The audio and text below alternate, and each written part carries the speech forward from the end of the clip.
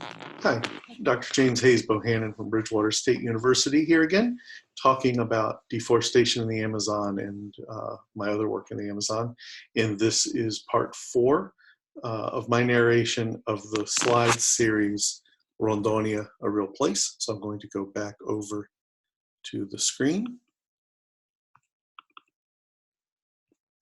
And we were looking at 2 images, one from Lee Klockman, a photographer I met during my 1996 visit, and some satellite images from 2010 showing just every red dot here is a fire, and then there's the smoke you can see is just kind of amazing. And this bar here is showing the scale. It's always good to notice the scale if you can. This is 25 kilometers, so about 16 miles or so, that bar.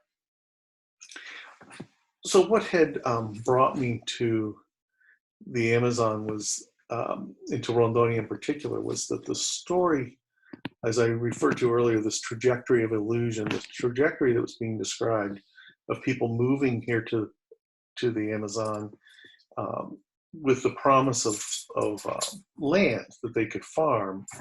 And then they would get there, and their expectation was that the farming would be productive at least. They would have to clear the land. They would cut down whatever they mechanically could cut, and then they would light fires. That fire would put a lot of nutrients into a layer on top of the soil, and that would allow them to grow vegetables, pretty readily. It was similar to what indigenous people had done in the past, but at such a different scale that there was a severe difference in kind, and there was not the opportunity for the forest to recover, for the soils to be productive long term. And they also were just doing monocrops, things they were used to doing in other parts of Brazil, they would try to do here. And they did not have the indigenous knowledge of how to really work within this forested landscape. And so people would try farming, they would get frustrated, maybe cut down another area, get frustrated, and eventually move on. The land, once they gave up on farming it, would often be turned over for cattle ranching. There was an impression a lot of people had in the United States that the land was being cleared for fast food, but that's not really what was happening. It was part of a land grab, part of a complicated Ponzi scheme in which the government kept continuing policies that would give land away to people who would come in and clear it, intending to farm it. And then once they quit farming, they would then sell it at a pretty low price to investors who could put together pretty large tracts of land. And the cattle were really there to show they were making productive use of the land. So at the time I was there in 1996, beef was incredibly cheap throughout the Amazon, and it wasn't really being exported so much at that point in time. It was part of a local market for beef that was just incredibly wasteful, to be honest. But the people kept being attracted to this, kept being drawn in, and the rural population did grow as the government had intended from 1960 through 1980 and 1991. There's kind of a straight line of growth.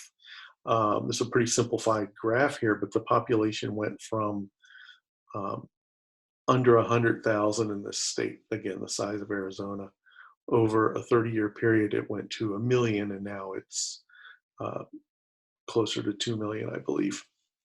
I need a new graph there. But the population has grown, and it has become more urban than rural.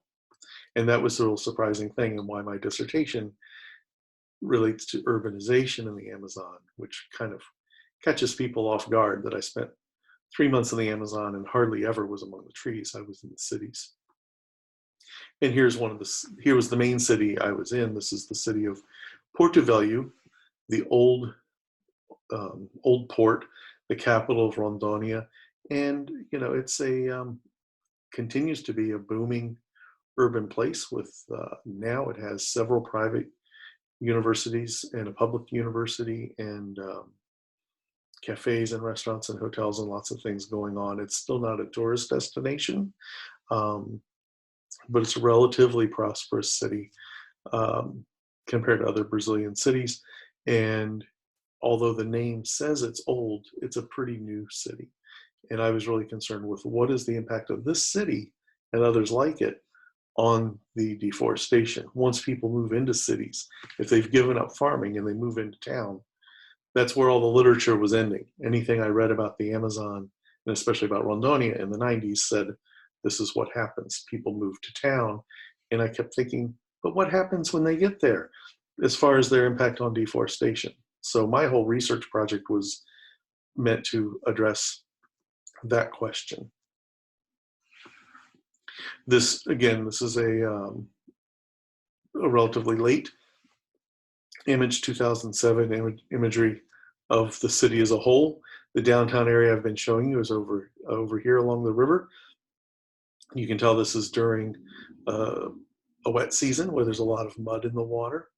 And what I was really interested in was what's going on at the edge of the city. So I was trying to get an idea of what the land use was like at the edge of the city and what resource use might be like at the edge of the city. So I actually did some follow-up research where I picked the edge of town and went to it. And you could find places like this. I could find places like this. This is where the city meets the rural lands that had already been cleared. Maybe it started to grow back. And I was really interested in settlements there. And I found that this particular place, as it shows up in 2007, is, I'm pretty sure this is Cidade Novo. At the time, it was called Cidade Lobo Dois, which means Wolf City 2. But the wolf is just a man's name. It sounds very exotic, but it was just a man's name. This is what it looked like when I went there in 1996. I took this photograph kind of in that general area. I just showed you a later photo of it. But I was standing at the edge of what was called Wolf City, and looking across the street, I saw one house. And I thought, wow, that's pretty interesting. This looks like the start of something. This is a dirt road at the edge of town, and behind me are a whole bunch of people living.